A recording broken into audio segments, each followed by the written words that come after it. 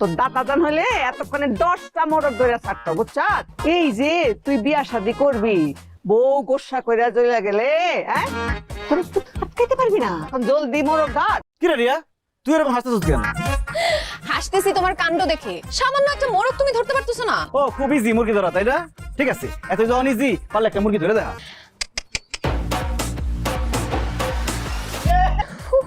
High high high high রে, মাইয়াটা পড়লো কেমনে?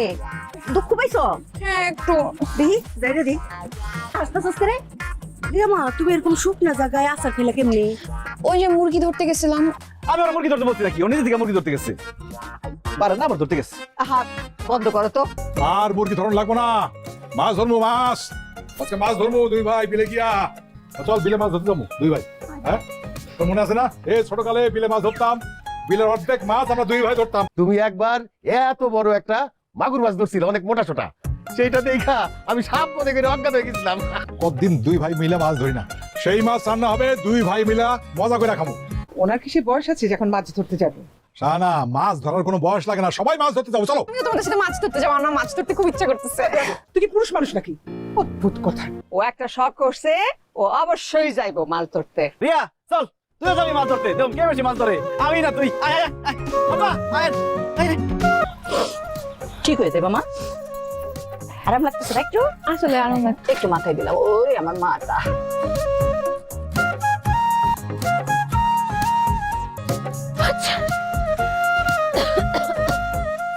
ইয়াল্লা রিয়া, একটুখানি পানিতে নামতে তার জড়ায় পড়ছে। আমাদের মতো যদি সারাদিন পানিতে লাফাইতি দাপাইতি সাঁতার কাটতি, কি যে অবস্থা হইতো আল্লাহ জানে। আসলে আমার অভ্যাস নেই তো, এর জন্য এরকম হয়েছে। আস্তে আস্তে ঠিক হয়ে যাবে।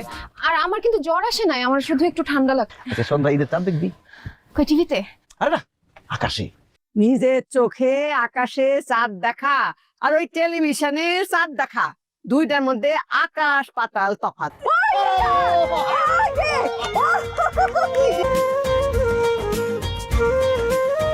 দিয়া এই সকলদের নিয়া আমারে বসে সুন্দর করে একটা ছবি তুলে দিস। হঠাৎ করে তোমার ছবি তুলতে মন চাইলো কেন? আবার সবাই কবে ঈদ করতে পারি, আগামী ঈদে যদি না বাঁচি, তোরা আমার ওই ছবি দেখে তো বলতে পারবি গত ঈদে দাদি আমাদের সাথে ছিল। আপনি এগুলি কইও না তো, আবল তাবল কথা। দূরে থাক, কান্দিস না। আজকে সন্ধ্যা কালকে ঈদে, খুশির দিনে তুমি কান্দাছো কেন? না বাবা, এমনি আমরা এলে সব মহিলারা কথা বলতেছি। ও তুই এর মধ্যে কি যা এদিন মেয়েদি নিয়ে এসছি। আচ্ছা দে। ও মাই গড, মেহেদি!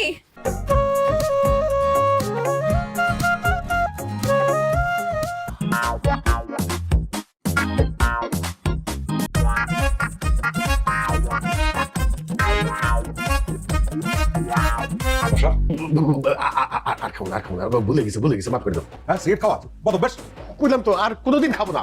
তুই কান ধরে বস করবি, বলবি যে সিগারেট খাবো না। বউ আছে, মেয়ে আছে, তাদের সাথে কান ধরে উঠবস করলে আবার মালিক তো থাকবে। তাহলে কিন্তু আমি মারা ডাকবো। ভাইজান প্লিজ, আমি জীবনে কোনোদিন আর সিগারেট খাবো না, খাবো না। বাসার তোর মনে আছে এক বিছানায় ঘুমাইতাম, আমার জড়ায় না ধরলে তোর ঘুমিয়ে আসতো না। তুমি একবার নানির বাড়ি চলে গেছিলা, সেই সারা রাত আমি কাঁদছি, ওর এক ফোঁটা ঘুমও আসে নাই। আজকে জান্নাতে আমরা দুই ভাই একলা ঘুমাবো, সারা রাত গল্প করবো। এই সানরাইতে আমরা দুই ভাই আবার একসাথে এক বিছানায় ঘুমাবো আর সারা রাত গল্প করবো। খুব মজা হইব, তাহলে আমিও তোমাদের সাথে ঘুমাবো।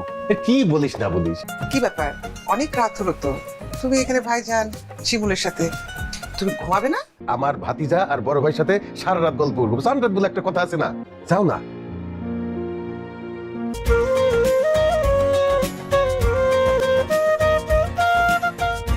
আমার দাদাকে জান্নাতবাসী করেন আল্লাহ। রব্বির হামহুমা কামা রাব্বায়ানি সাগীরা। খুব বোঝাইতেছে ভাইজান। আব্বা, চাচা, আপনারা কাইন্দেন না। আল্লাহ সালামত রাখা। আল্লাহ হাজার সালামত। চাচা, ঈদের নামাজ শেষ, এবার সালামি দাও। আব্বু আমাকে সালামি দিতে হবে। বাসার দিয়ে দাও, কি করবার যাও। ঠিক আছে ভাইজান, আপনি যখন বলছেন।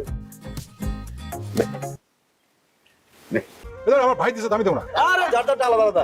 ভাই দিছে, ভাই দেবে, তোমারটা দাও। কিপটামি করবি না, দিয়ে দে যাতেছে। যা ছোট ভাই দিছে 1000 টাকা, তুমি বড় ভাই, তুমি কমসে কম 2000 4000 টাকা দেবে। যা যা নিয়ে যা। ওরা যা চায় দে, কিপটাপি করবি না। এই দিয়ে দে, ভাই, দিয়ে দে। বাবা রে বাবা। এই যে 2000 কিন্তু। দাদি বললো ঈদের দিন তো একটা শাড়ি পরতে, আর আমি তো কখনো জীবনে শাড়ি পরি নাই, তাই আমার না শাড়ি পরতে খুব ইচ্ছে করছিল। আচ্ছা শাড়িটা আমাকে কেমন লাগছে বলো তো? তোরা অনেক সুন্দর লাগতেছে রিয়া, তুই যে এত সুন্দর আগে কোনোদিন খেয়াল করি নাই। তোমাকে কিন্তু অনেক সুন্দর লাগতেছে। এই যে সাদা শার্ট পরছো না, শহরের ছেলেদের থেকে কোনো অংশে কম স্মার্ট লাগতেছে না। এখন আমাকে গ্রাম ঘুরায় দেখাবা, আসার পর থেকে কিন্তু একটুও গ্রামটা ঘুরায় দেখাও না। আসো।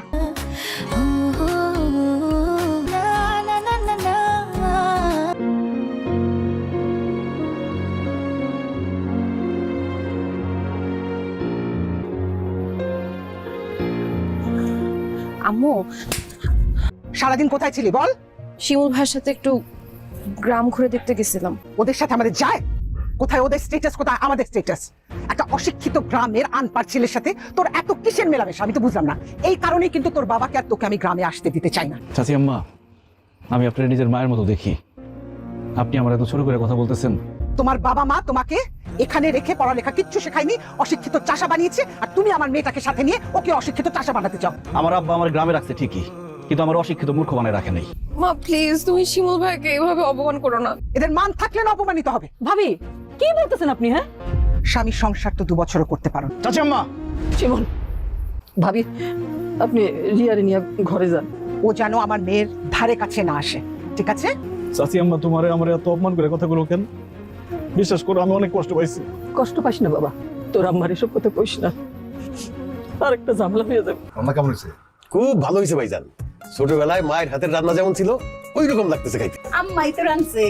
ভাইজান, এতদিন পরে ঈদ করতে আবার আমি কেন গ্রামে আসছি জানো?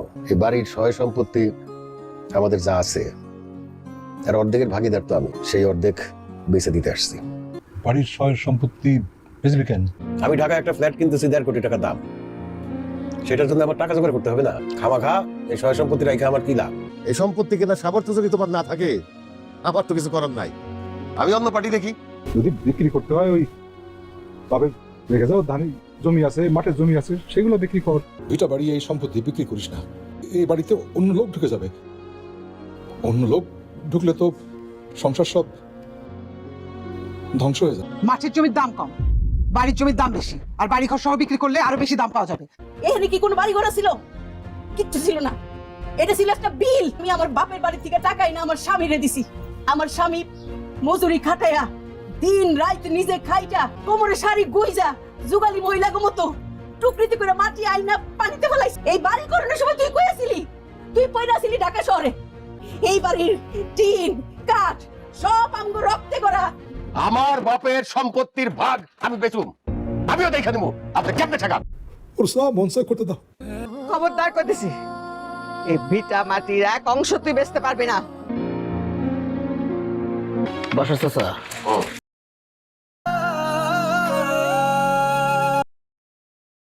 হ্যালো শিমুল ভাইয়া,